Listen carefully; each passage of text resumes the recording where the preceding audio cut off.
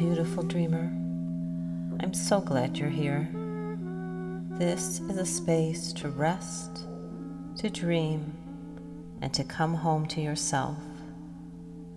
I'm Susan Bruck, and I invite you to listen and receive. Simply let the sound, story, and stillness carry you into deeper peace.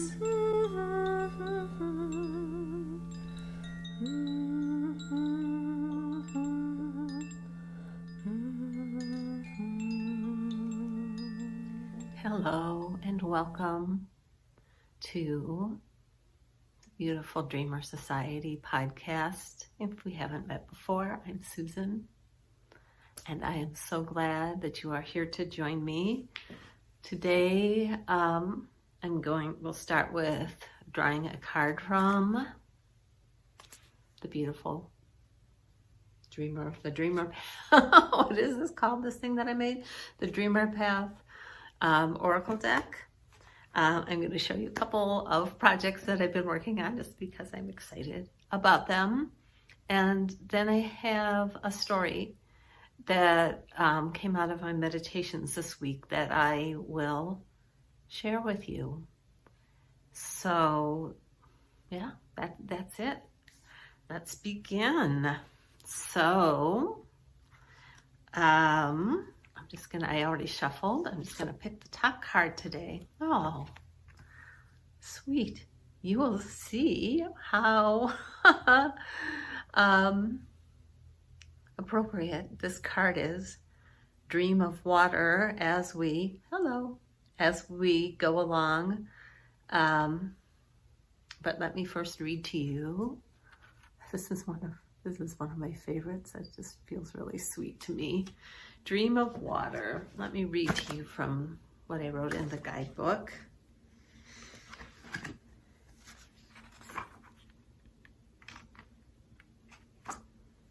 Dream of water, card 15.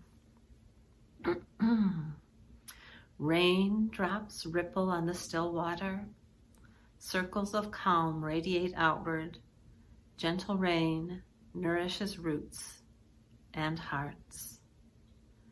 Dream of water invites you to swim in the current of all life, where streams become rivers and tears become rain, falling into the great ocean that flows through all space and time. And the message: water dreams in circles, calm, flowing, eternal.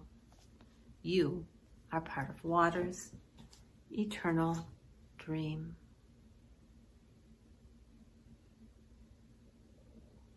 Dream of water. And then I wanted to show you, and if you are listening and not watching, you can see photos of these on my Substack post this week. This is a mandala that I've been working on. I drew it and then I transferred it to fabric printer. I don't know what it's called. Fabric that you can print on. And I embroidered it and painted it, and that's it. I'm not going to say anything about it. I just wanted to show you. And then this is a work in progress. It is going to be a case for my card deck. So I'm excited about that. I've been working on it for a while and just picked it up again, realized what it wanted to be. So, next I have a story to tell you. I've typed it up on my computer because I actually wrote it out in my journal, but my journal is hard to read. So my Substack post this week is called Tell Yourself a Story. And this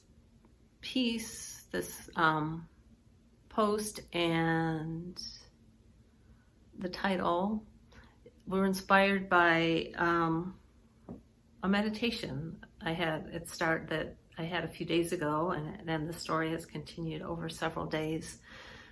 So I was just feeling really anxious and having a hard time settling into my meditation, which happens some days. I just really didn't want to be there. I didn't know what I wanted to focus on. And I heard this voice in me saying, tell yourself a story. Find the story that you need to hear.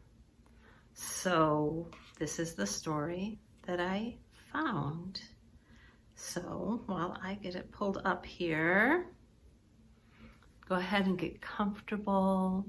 Imagine that we're sitting around the fire under a starry night, or we're gathered around a cozy kitchen table, or that you're laying in bed and hearing a bedtime story. Feel free to lay down and close your eyes and listen if you can, and if that seems appealing. And this is the story. It came over 4 days, and I had thought about maybe just reading part of it, but this is it's not finished yet, and I'm sure it will be revised, but this has a whole story arc, and I'm just sharing it as it came. A little girl finds herself alone in the woods. She doesn't know how she got there or where she came from. She's frightened, cold, and hungry. Her clothes are torn, and she is dirty. Red Fox approaches her, nuzzles her gently, and offers to take her to a place of safety. He has a little red cart that he pulls her on.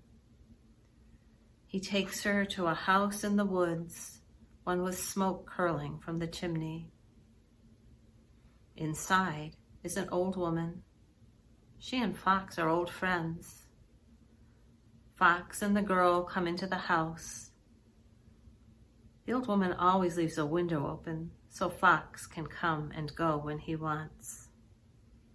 She offers the girl food, soup. There's always soup, bread and cheese, warm and delicious, followed by sweet tea and a slice of chocolate cake. There's often that too. Afterwards, a warm bath in the copper tub by the fire, a white flannel nightgown to wear, with touches of lace around the hem and the sleeves, and a warm, soft bed with a feather comforter to rest in. The old woman tucks the girl in and tells her a story. The girl falls asleep quickly as the old woman sits by the bed, her knitting needles clacking comfortingly as she knits. The next day, in the house, in the woods, sitting on the front porch, the old woman holds the child and hums. But it's too much for the child. She squirms and pulls away. The old woman understands. The child doesn't know how to be still, how to receive love, how to trust and let herself be cared for.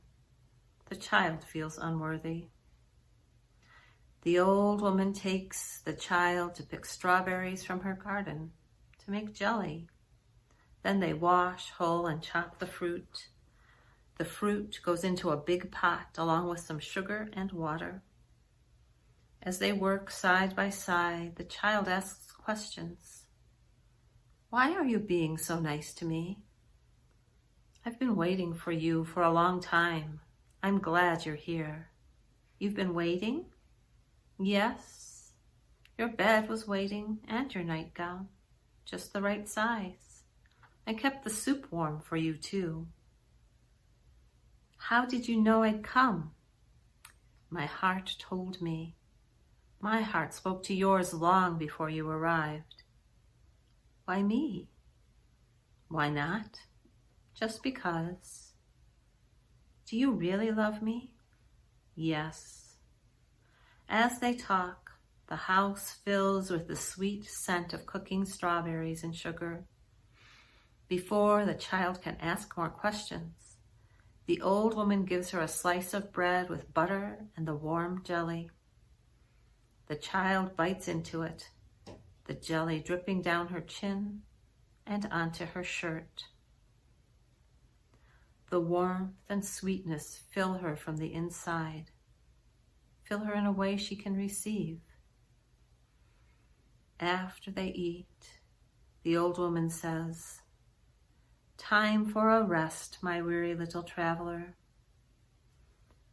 As the child drifts off to sleep, she thinks, yes, rest, safety, home.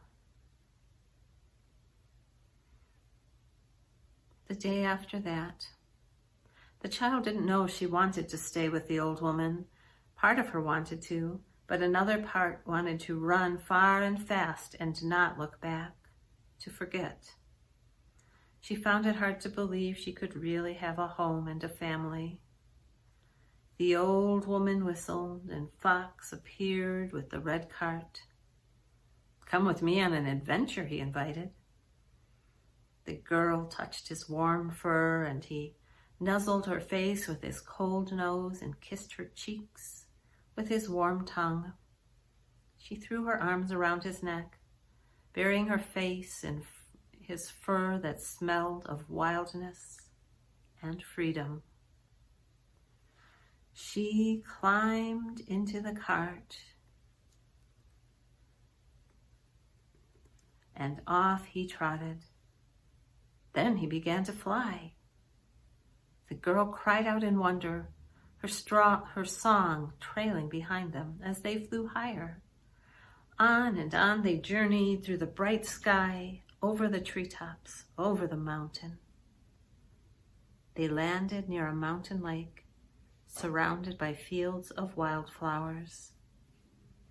"What is this place?" the girl asked.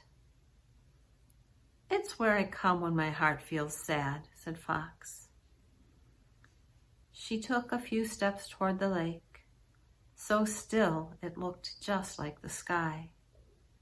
But as she got closer, she could see the water was so clear, she could see to the bottom. See the stones and shells resting there. See the golden fish that barely stirred the water as they swam.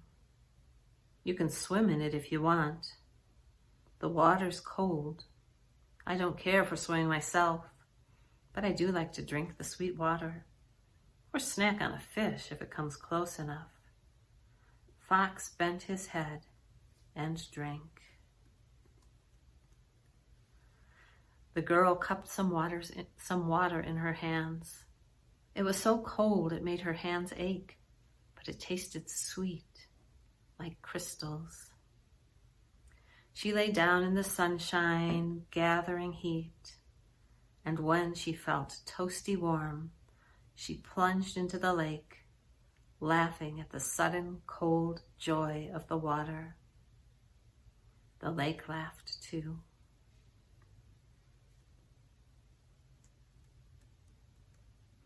After she dried herself in the sun for a little while, she pulled out a picnic basket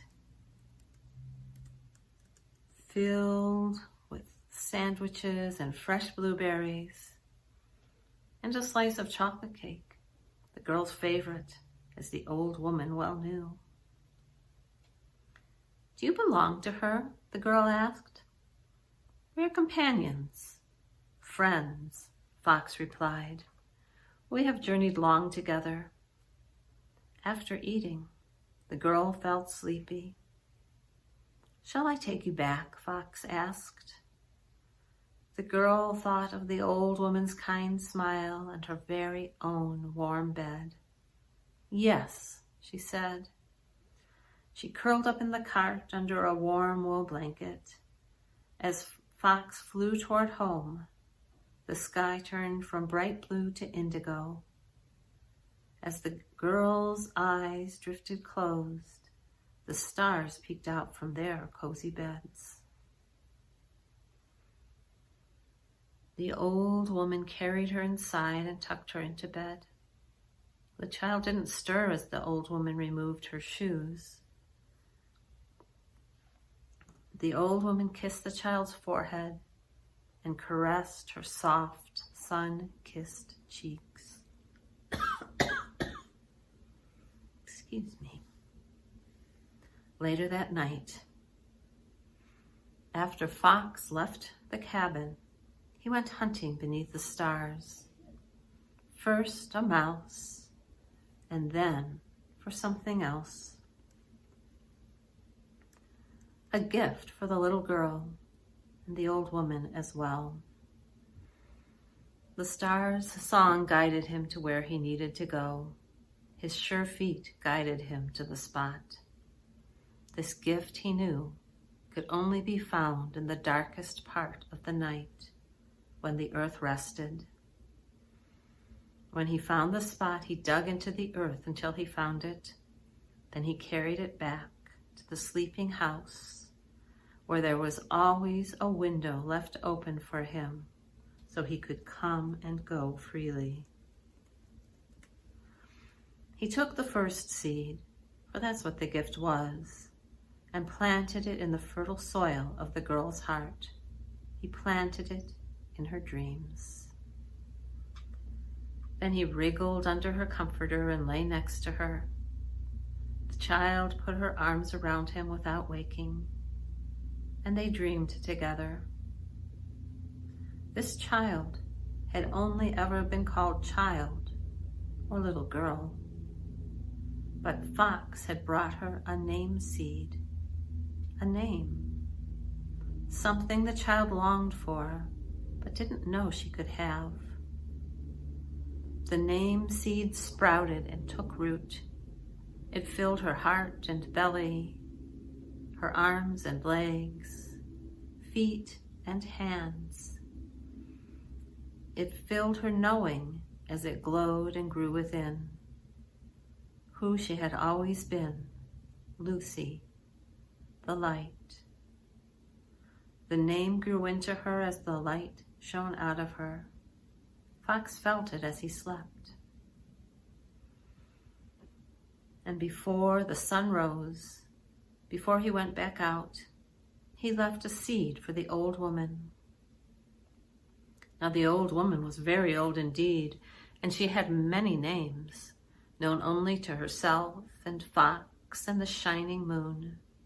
She preferred old woman, for reasons known only to her. But Fox saw the shadow of a smile brush across her face as this name seed took root in her. Grandma.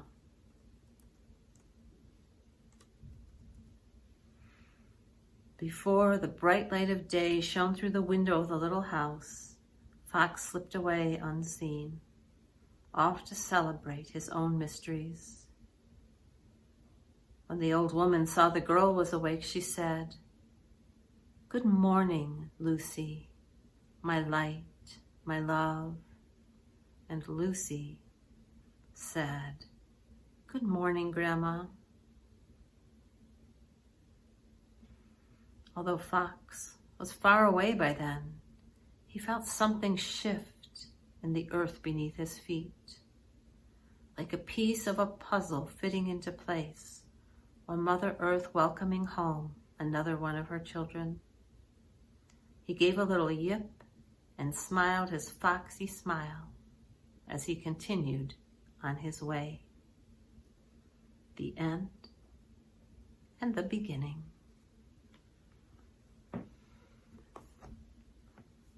And that is all for today. Thank you so much for sharing this time with me. I hope you find the story you need to hear. And I hope also that we meet again soon. Many blessings to you, and goodbye for now.